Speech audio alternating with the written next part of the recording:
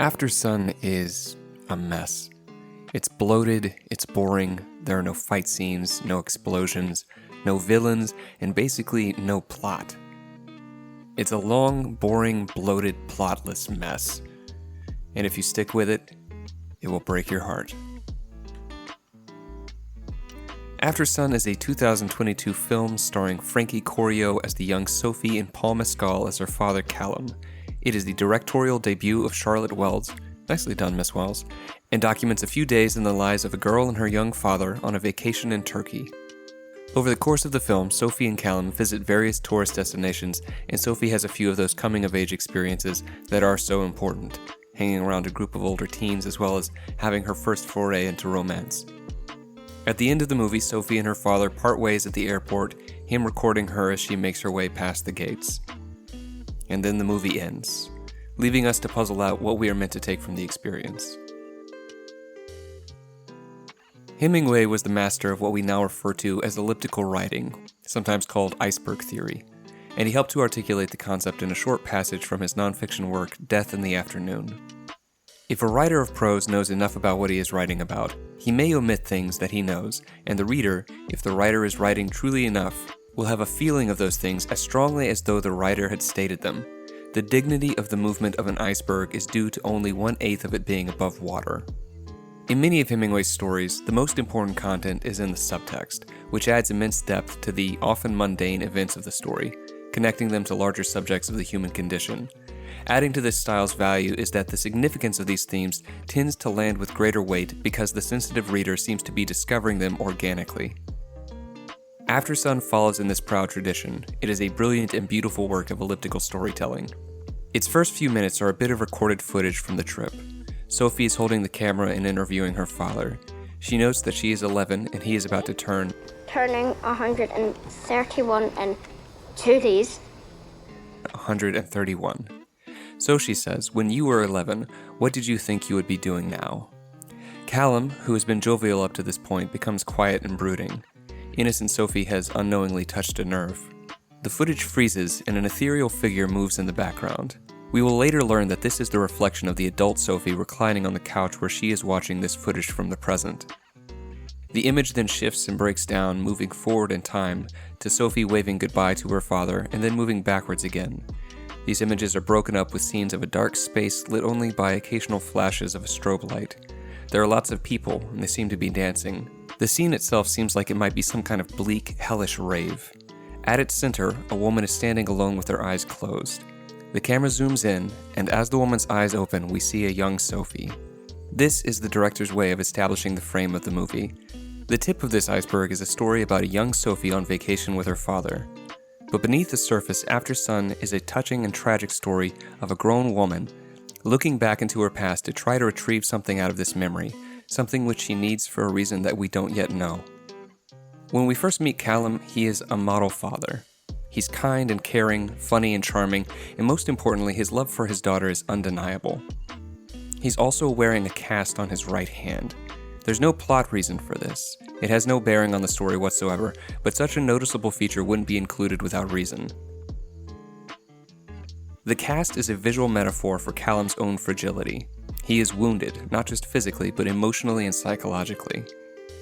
In an early scene, we find him removing the cast in the bathroom with a pair of scissors, and he cuts himself. Afterwards, we see a shot in which both he and Sophie are visible to us, Sophie in the bedroom and Callum in the bathroom, but they are not visible to each other. Callum silently bleeds into his bucket while Sophie remains oblivious, providing another visual metaphor for their dynamic, the deeply troubled Callum trying to hide his suffering from his daughter. Part of this is because he wants to spare his daughter.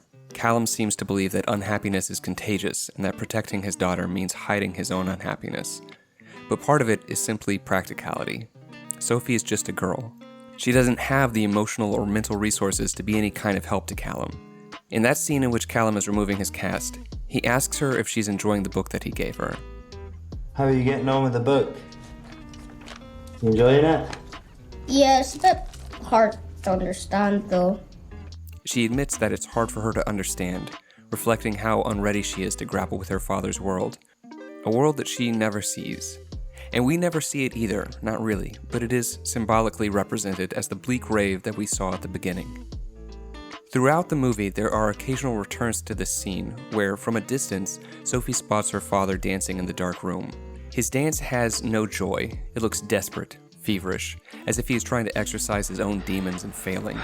At times, we hear nothing but the sound of his labored breathing, and the sound of his breathing is what happens when a person is trying to use breathing techniques and physical exertion to keep themselves from falling apart. Callum's face will contort momentarily as if he is about to begin weeping, but it then relaxes again as he is able to return his mind to the dance, holding himself together just a little longer. We do not know much of Callum's world, only that it is a place where he is suffering. Charlotte Wells has said in interviews that she left large amounts of Callum's backstory up to Mescal to invent as he saw fit. Likewise, we don't know much about the nature of Callum's suffering. Is it drugs, alcohol, poverty? The question is left unanswered, and in the end, that's sort of the point. There is always a limit to how well we can know another person.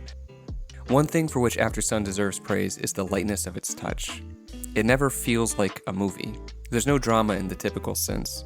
No shouting matches, no grave threats. At times, the film fakes us out in various ways. Callum is seen trying to teach his daughter some rudimentary self-defense techniques, like how to break the grip of someone who has you by the wrists. And then later, as Sophie walks alone in the resort, she's grabbed from behind. For a moment, we panic, thinking that she's going to be kidnapped or sexually assaulted, but it turns out that it was only the young boy that she's been flirting with, and he was just playing a joke. Similarly, when Sophie hangs out with a group of older teens, we worry that something sinister may happen now that she's been separated from the protection of her father. But nothing does. The teens are a little rambunctious and they like to drink, but they are otherwise good-natured and harmless.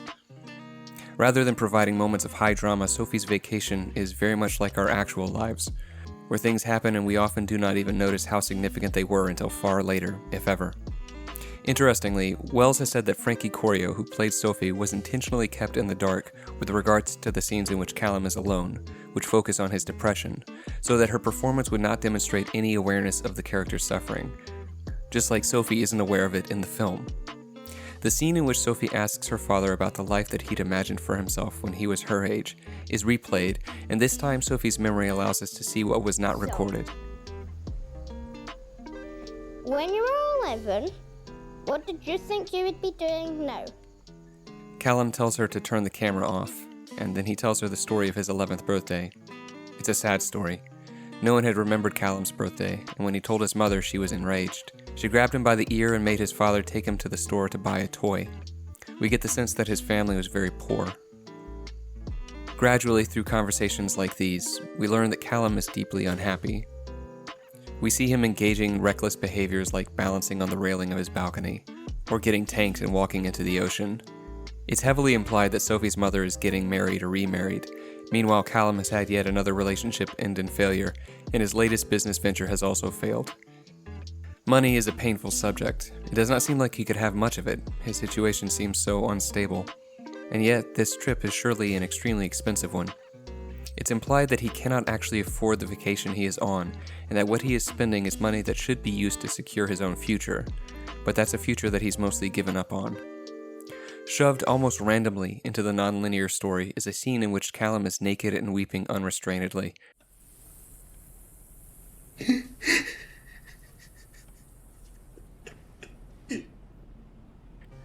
Wells has said in interviews that originally the shot was intended to have Callum's figure silhouetted against a window showing the outside world, but that this was changed to this cramped shot in which he is pressed into the corner of his room.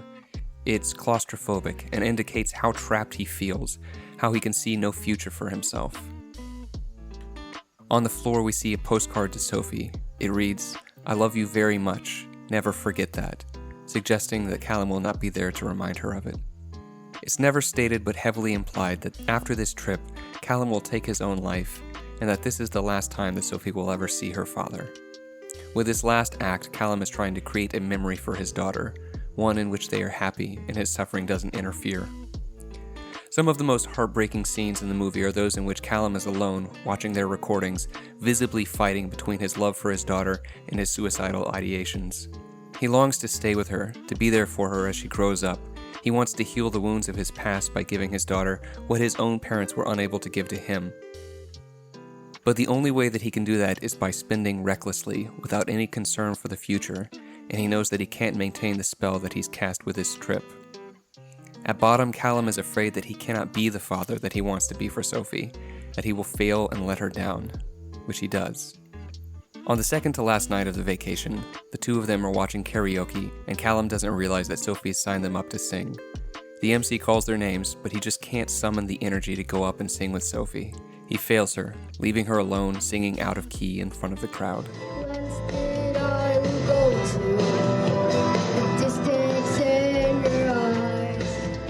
When she comes back to her seat, he tells her that they could get her singing lessons, and Sophie hits back by telling her father that he shouldn't offer to pay for things when she knows he doesn't have the money.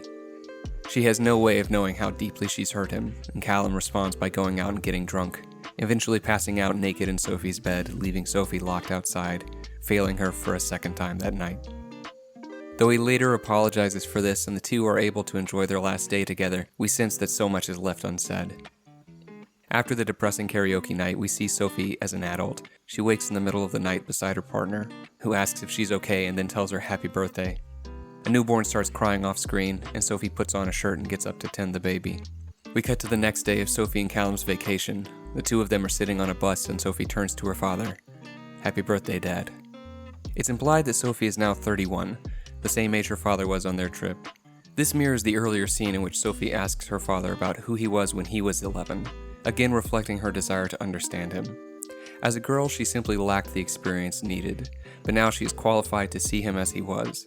Past all of the anger and resentment that she feels, there is a desire to know who he was as a man. This question is given urgency by the fact that Sophie is now a parent herself, which prompts questions about lineage and destiny. What will she do differently? Can she do anything differently? We already see that she is haunted in a similar way that her father was haunted.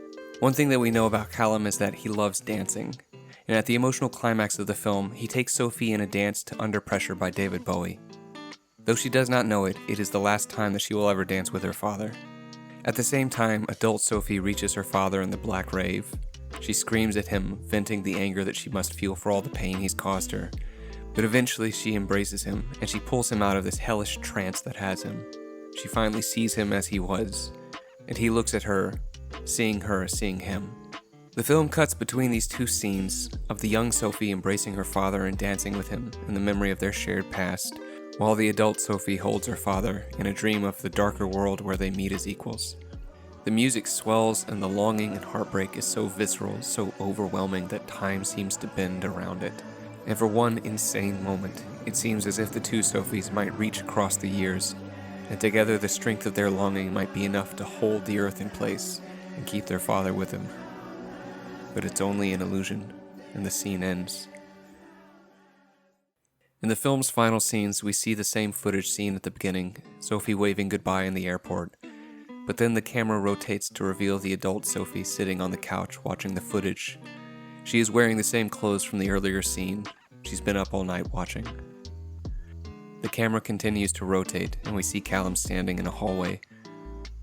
A continuation of the footage of Sophie's leaving, where we see what she was not there to see. Callum puts the camera away, seemingly satisfied with his performance.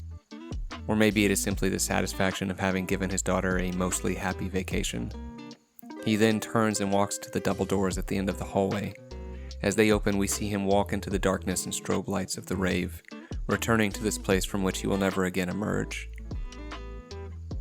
The movie's title comes from the lotion that is often put on after a sunburn to ease the pain.